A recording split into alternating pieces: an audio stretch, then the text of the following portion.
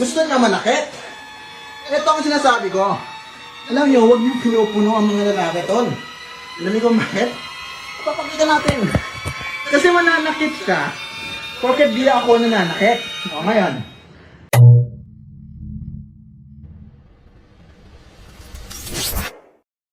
Hello mga stories, welcome back sa isa namang random reaction podcast ng content dito sa ating channel mga stories. Pala si Marky, no, at sa video no, bago tayo magsimula, no, ano muna tayo, no, may papapanood tayo isang video na napakalala. Okay, na napakalala talaga, no. At sasabihin ko na agad sa inyo, no, ang topic natin ngayon ay tungkol sa isang lalaki na nag-Facebook Live, okay? Habang sinasaktan ang sarili ng partner. Ang babae, yung babae, mga stories. Kakapangalak nyo lang, no? Kakapangalak lang. Cesarean section pa. At ito yung lalaki, proud na proud pa na nagla-live niya ng ginagawa niya. Okay? At bago tayo mag-react, no? Disclaimer lang po, no? This video contains discussion. Ito yung of domestic violence and abuse. Okay? Viewer discretion is advised. Okay? So, ayun. Tara, panoorin natin yung video, no? Mga stories, no? Ito yung video na galing ito kay Damusak, no? Ang sabi niya dito, no? Isang kumag na naman ang gustong sumikat. Imbes na saktan, bakit hindi nyo nalang isauli ng kanilang magulang? Okay? So, tara panoorin natin, no? At mag-react tayo para dito. Okay? Ito yun. Sa live natin, ha? Nakikita na to? Ha? Kasi, gusto niya manakit. Ito ang sinasabi ko. Alam niyo, huwag niyo pinupuno ang mga lalaki, tol. Alam niyo kung bakit? Papakita natin. Kasi mananakit ka, porket di ako nananakit. O ngayon. Ha? So, makita mo sa camera. So, ba ito, di ba? Makita mo ba ako nananakit? O ano? Ako lang nananakit eh. Sige, nasabi ko sa inyo, tayo konsultasyon, lahat ng relasyon, huwag din ang subukan. Pag hindi mo mga itong lalaki, huwag din ang sobrahan. Ano? Alam mo bakit? May dugyo pa na siya. Sobrang yung dugyo niya. Ha? Dugyo pa, diba? Pero tayo ka, bigyan sa ayaw mo, ha? Hindi. Kung iba yung usapan, dugyo. Dugyo ka kasi, dugyo ka. Ito, nasa video, sumapakulong ka? Sumapakulong pa? Pagkakit ka pa? Diba? Yan, magpakulong ka naman. So, ano na yun? Huwag mo galagan yan eh. So, ano na ganito? Ano? So, ano na ganito, di ba? Oo. Ha? Hindi nakagalit ba? Parang may evidence ka, kulong mo ako. Basta nabibigit mo lang. At hindi mo! Wala kang dedelete eh, nakagalit ka? Ha? Okay, so mga stories, no, ikakat ko lang nito kasi very, kasi to hindi kasi pwede, meron kasi akong full video na 19 minutes to. Yun pa lang, this sa 1 minute and 30 seconds yung pinalabas ko sa'yo. Pero, however, mga stories, itong video na to ay napaka-sensitive. Pwede akong ma-plug down ito sa community guidance, di ba?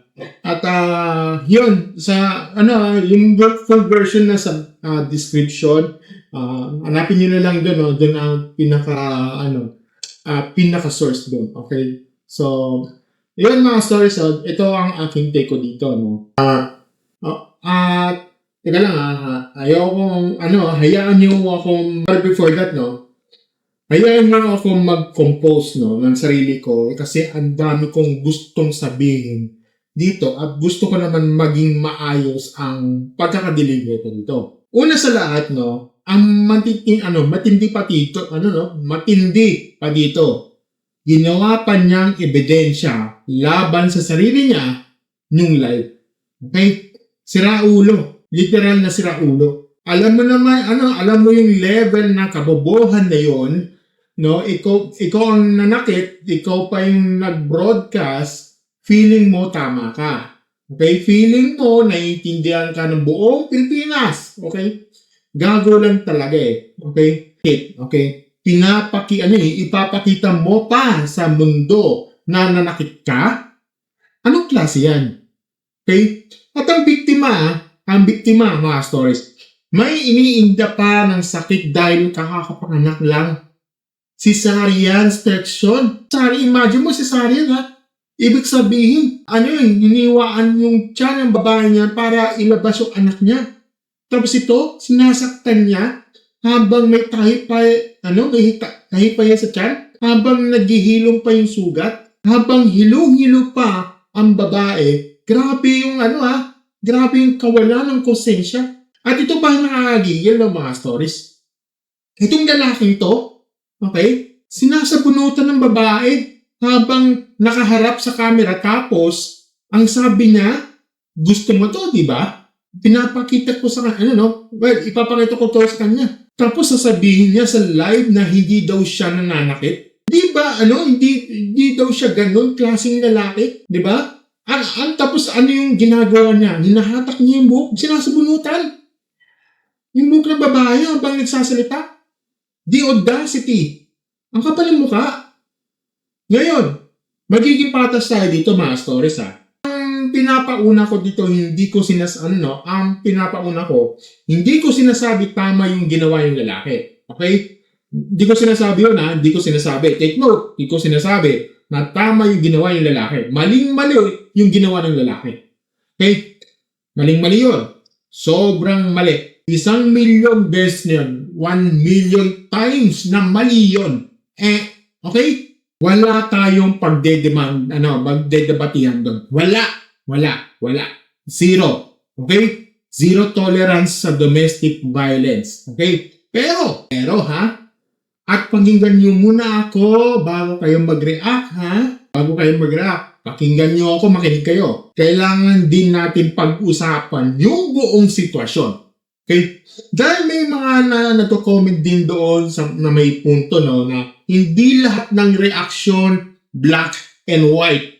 Okay? Minsan, may mga sitwasyon na pareho silang may kasalanan dito sa pagkakasira ng relasyon. Pero ang bottom line dito, yung kahit ano pa ang nangyari, kahit gaano ka frustrated, kahit gaano ka kapuno, okay, wala kang karapatan na manakit ng babae. Period. Lalo na kung kakapanganak lang. Lalo na yung may cesarean section pa. Lalo na kung may anak kayong bata na nandoon at nakikita na naririnig ng lahat ng nangyayari. At sabi pa sa video, video na to, huwag ninyo pupunuin ang mga lalaki. May punto ba siya? Technically, yes. Oo. May punto siya na hindi dapat abusado ang kahit sino na relasyon. Lalaki man yan o babae. Tama yun conceptually. Pero ang problema kasi dito, ginamit niya yung punto na yon para i-justify ang manakit. At dyan siya naging sobrang mali. Sobrang mali At lalo na yung agwat ng pagiging frustrated ng pagiging violent. Hindi excuse ang kapunuan para manakit. Okay? Hindi excuse ang stress para manakit. Hindi excuse ang sakit sa utak para manakit. Sabi niya may derealization daw siya. Okay, may sakit daw siya sa utak. Okay, kung totoo man yan, okay, may totoo man yan, lalo na dapat mag-ingat ka. Lalo na dapat may accountability ka. Kung alam mong may trigger na, kung trigger ka niyan, ikaw ay dapat umiwas sa sitwasyon na matitrigger na sa'yo. Gagawin mong excuse yun, para manakit, tapos sasabihin mo, kasi may sakit ako sa utak. Gago. Kung may sakit ka sa utak, alam mo naman pwede kang maging violent. Di lumayo ko muna. Magpa-cool down ka. Huwag mong i-confront yung tao habang galit na galit ka. At saka isa pa, itong lalaking to, okay, nag-live pa siya. napapahiya niya yung babae. Hindi lang niya sinasaktan physically, dinadominate niya mentally at emotionally habang may mga tao nanonood. Para siyang nag-perform. Parang gusto niya makita ng lahat na kaya niyang manakit. At yun ang pinakamasakit sa parte doon. Hindi lang basta manakit, gustong ipakita sa buong mundo na manakit siya. Ngayon, gusto ko rin i-address yung mga nagko-comment sa mga nagsasabi na may point siya pero mali pa rin. Well, tama naman. May nagsasabi na napuno na kasi. Well, tama pero hindi excuse yun. At may nagsasabi rin na, baka addict yan. Honestly, hindi ko alam kung kung user siya o hindi sa oras na yon, no? Kung pusher siya, hindi niya oras yun, no? Pero yung mga mata niya, yung mga pag-uugali niya, parang hindi niya hawak ang sarili niya. At kung ganun man yan, mga stories, kung ganun man yan, lalo na dapat i-report ito sa authorities. Pero hayaan nyo, may dagdag pa akong sasabihin. Sa mga babae kasi mga babae kayo, seryoso ako dito, okay? Seryoso ako, kayo mga babae, lalo na sa mga ka-stories na mga babae dyan. Halimbawa, may magka-jowa kayo, na jowa pa lang kayo, may boyfriend na kayo or something, in a relationship. Ito, seryoso ako mag-show pa lang kayo, may signs ng pagiging violent ng boyfriend mo, yung BF mo. Kahit gaano ka kamahal, gumawa ka ng paraan para makawala.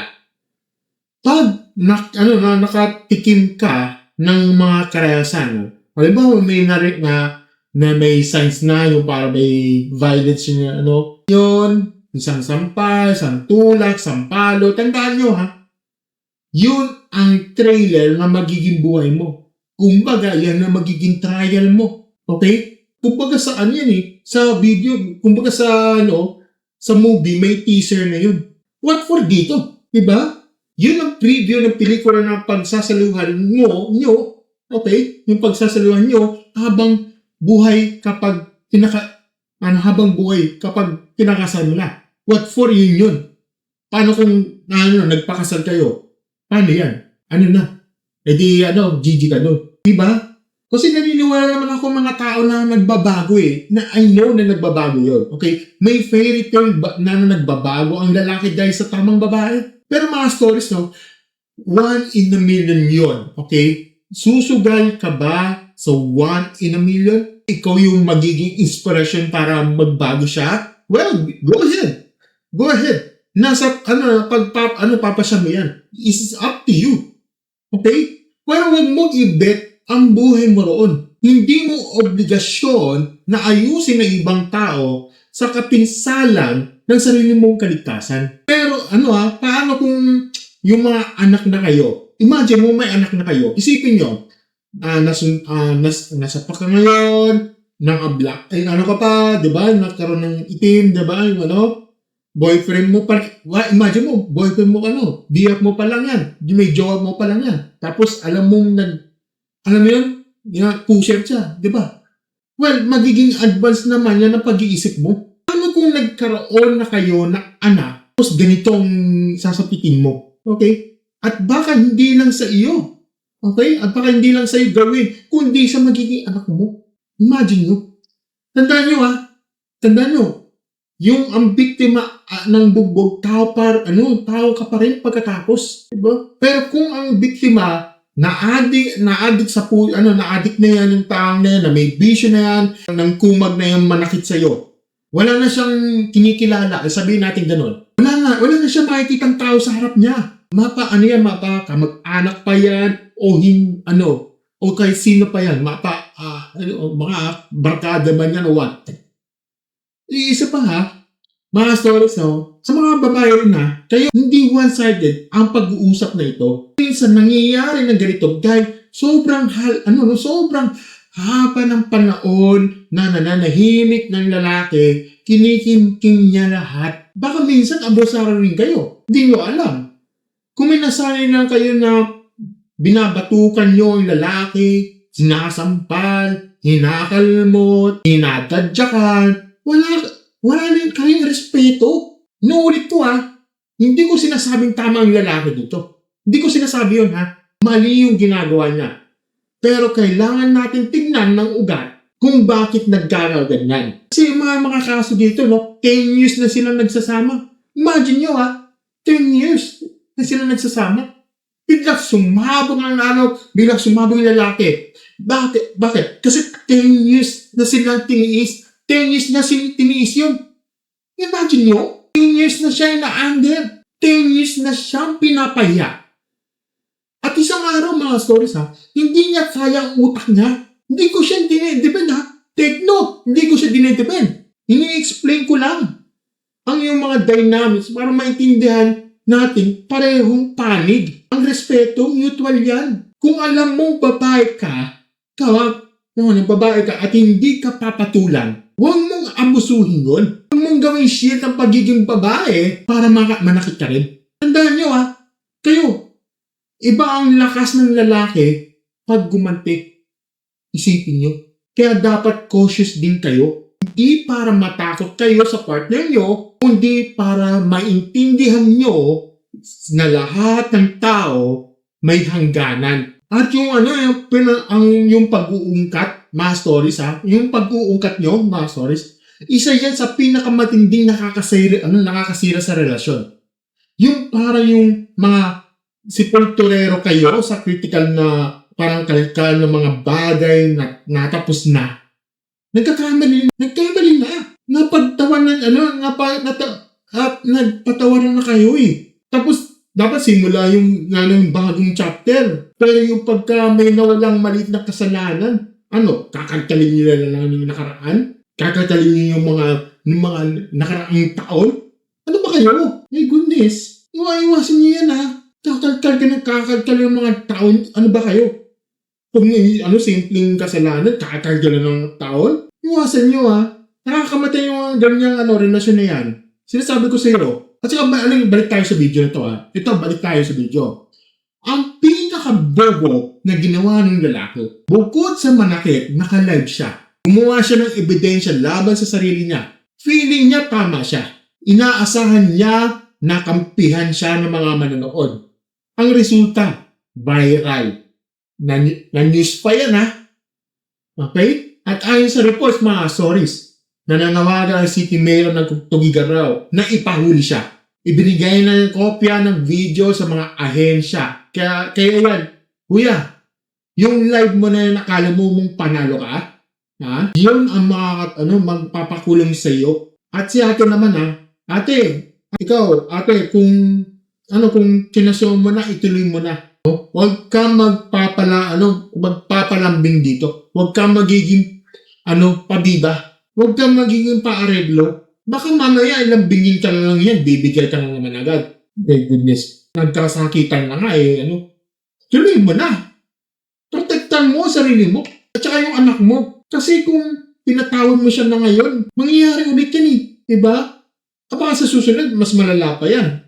Imagine mo gamitin mo utak. Gawin mo yung tama para sa iyo, para sa anak mo. Okay? Gamitin mo utak mo Kaya mga stories ang domestic violence ay hindi ito joke. Hindi content, hindi clout, hindi dapat ginagawang Facebook live tineme. Ang BAWC ay violence against women and children. Isang batas yan, okay, sa Pilipinas. Okay? At ang batas na yan, hindi basta-basta. Okay? May kaukulang parusa yan.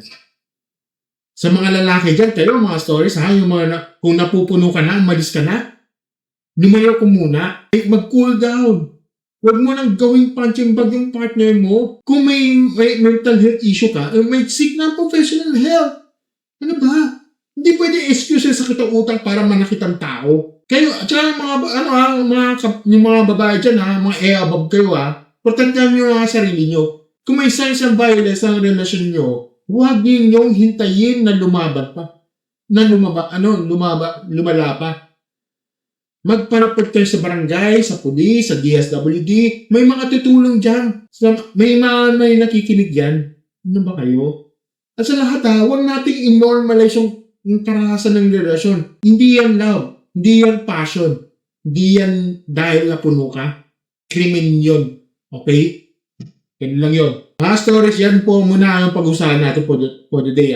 Huwag kalimutan like, share, subscribe sa channel, and click notification bell sa baba. No? At saka comment section na lang sa baba kung ano yung masasabi nyo dito. No? At saka be part of our Castors membership lang for as low as 39 pesos a month. Early videos, fresh from the rendering video. No? Anytime yan, okay? So, hindi natin kahit anong oras yan, basta kung may na-rendering pag na-render yung video, straight from the uploads na yan, yun na yun. Okay? Yun lang mga stories para sa inyo yan. Okay? As always, mga stories, thank you and have a great day, stories. Bye.